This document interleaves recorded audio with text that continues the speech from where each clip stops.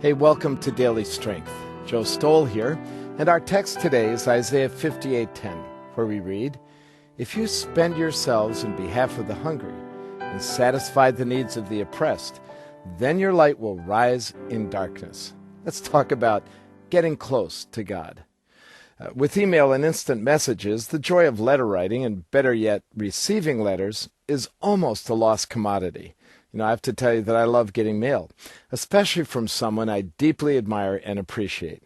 My dad, he used to write to me regularly, and at the bottom of each letter, he would always include his life verses. Our text for today, Isaiah 58:10 and 11. In the broader context of this passage, the Israelites were feeling disconnected from God, although in their minds, they were doing all the right things. So in verse 3, they filed a complaint. They said, "Why have we fasted, and you have not seen it? And why have we humbled ourselves, and you have not noticed?" God replied to their self-righteous grumbling by pointing out that though they were into all the rituals, they had neglected the things that were dear to his heart. So he tells them, "Is not this the kind of fasting I have chosen? To loose the chains of injustice, to share your food with the hungry, and to provide the poor wanderer with shelter, and, when you see the naked, to clothe him." The point's really clear. When we are actively doing what God really cares about, extending his love and compassion to the disadvantaged, we will find his favor and experience his presence.